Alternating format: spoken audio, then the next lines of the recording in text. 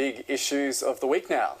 In the studio, we're joined by author and columnist for the Australian newspaper, Nick Cater, and former Kevin Rudd campaign manager, Bruce Hawker. Thank you so much both for coming in today. Let's start with Indonesia. It's been a lot of rhetoric on both sides from Australia and Indonesia on people smuggling. Bruce Hawker, do you think it's mainly grandstanding on both sides, or is there real serious issues with Australia's relationship with Indonesia?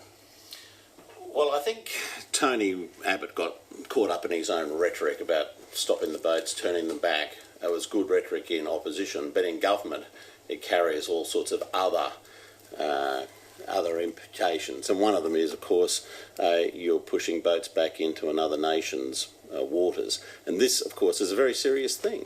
I don't think it can be treated lightly. Are we about to see warplanes appearing over Darwin or wherever? I don't think so. Not by a long shot. But it won't help relations between the two countries. That's my sense of it. Nick Cater, what message is Indonesia trying to send by boosting its defence forces by, so recently after this incursion into Indonesian waters, saying, well, this is what we're going to be, 16 flankers ready to fly to the border if an Australian ship is detected in Indonesian waters. What are they trying to say to Australia? Well, I think from Australia's point of view, it's a very good step. I mean, we would have liked more Indonesian naval presence on the southern border all the way along, possibly doing what they should have been doing, and that's patrolling the borders for their own boats leaving the country. I think Bruce is a little bit unfair just to dismiss it as rhetoric, because it was more than rhetoric. It was a firm intention of Tony Abbott's to turn back the boats and to stop them, and he's achieved it, despite the many people beforehand who said it just couldn't be done. He's achieved it. There have been no boats for 5 weeks. And more importantly, I think that means there have been no people in dangerous conditions at sea where they could lose their lives. So I think all round it's a good thing. Indonesia's reaction is a little inflammatory. I think we've got to read this in terms of the presidential election and domestic politics and so forth. But it's very much the new pebble in the shoe, which is how we used to describe East Timor. It's one of those things which is going to be an irritant in our relationship with Indonesia, but it's not a deal breaker. I guess my view about it, about the flow of boats, is that it was well on the way to turning into a trickle under Kevin Rudd's second period as Prime Minister. The Papua New Guinea solution, I think, was a very powerful message to people smugglers that you weren't going to be going that way and ending up in Australia. By the time the election was held, it had really ceased to be a major political issue, interestingly.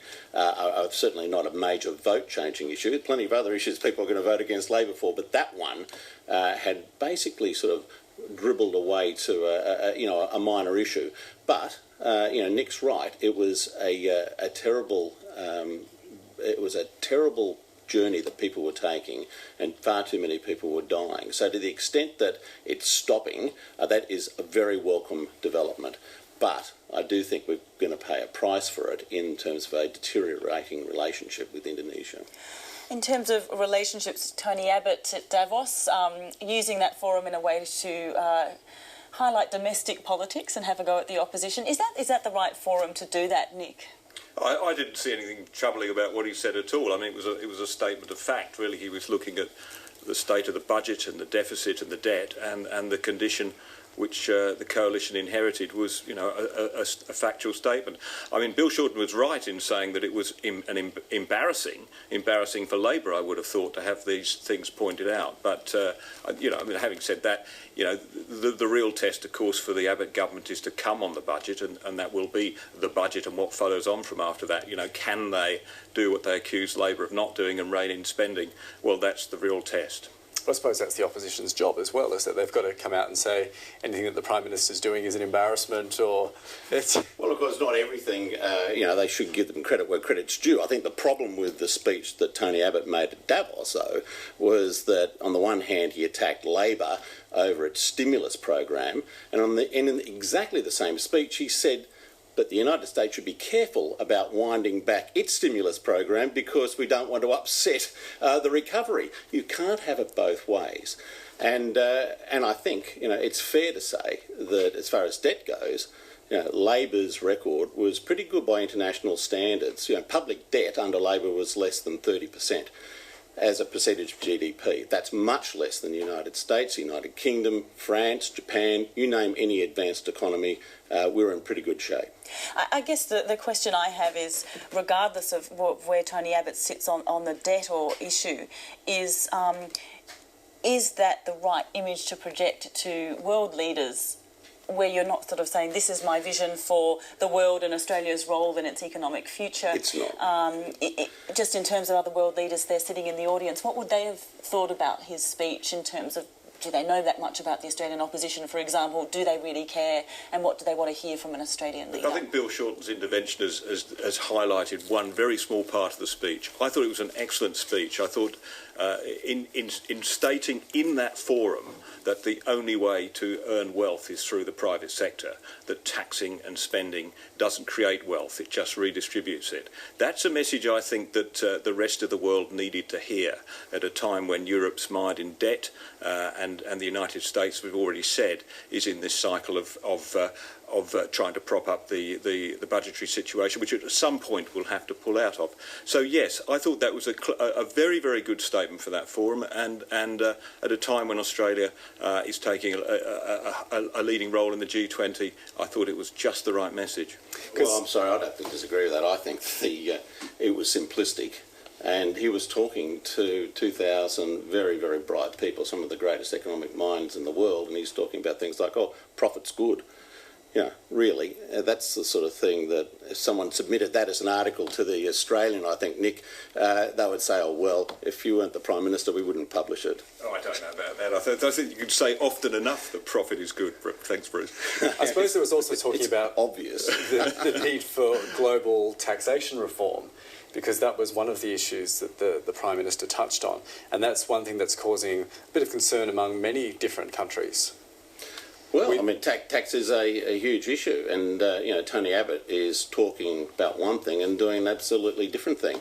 And on the one hand, he talks about the need to cut back on debt and public spending. On the other hand, he's introducing a paid parental leave scheme that's going to cost $22 billion over 4 years, paid for by big business and then passed on to you and me in the workplace.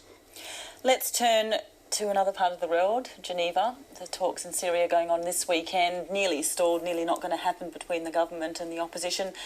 Do you feel like they will go ahead? Lakhdar Brahimi, being told he's a skilled negotiator, might make it work. Do you think he's skilled enough? Well, they're having the discussions in the same room, and I guess that's probably an indication of how terrible the situation is there. The first thing that they had to really determine was whether they would even be in the same room when they were having the negotiations. I think there's a heck of a long way to go. I mean, some of us can remember back to the Paris peace talks in Vietnam, where they spent months talking about the shape of the desk that they were going to be arguing around. These things do take a long time, but I think Syria is a terrible mess. We're not even, obviously, the jihadists and the Al-Qaeda affiliates aren't there. They're not going to be there. It's going to go on for a long time. But if they can get to the point where they say there should be a transitional government in place, which was the intent of Geneva 1, the communique that came out of that in 2012, then I think they've got at least a first step in a very long journey. It looks like, actually, that as much as that would be the great outcome, that the best that might be achieved is some level of sort of humanitarian access. I mean, Nick Cater, do you feel like this forum, is it going to be forced to get these people to sit down? There's word that they won't even really be even able to talk in that forum, and Lakhdar Brahimi will be just simply trying to manage both sides. I think if there is some scope for humanitarian intervention through these talks, then that's obviously something to be welcomed. But I agree with Bruce, it's a long, long way to go. And of course the real problem is, even in the remote possibility they're able to strike some sort of agreement, it's a country without the sort of institutions that are needed to hold that process together, so it's one thing to come up with words, but actually to have the institutions to make that work. And now with the latest pictures that are coming out of what look like atrocities and quite terrible humanitarian crimes against their own people, I think it just raises the stakes, and our concern deepens. And just how long it's taken to get people to actually meet in the same room. It still hasn't happened. People are hopeful that it's going to happen. Shows just how fragile the situation is and how easily it can change. Yeah, I wouldn't be waiting for anything dramatic. I think they're in for a terrible, terrible period ahead. Bruce Hawker, as always, thank you for coming in. You too, Nick Cater. Thank you. Thank you.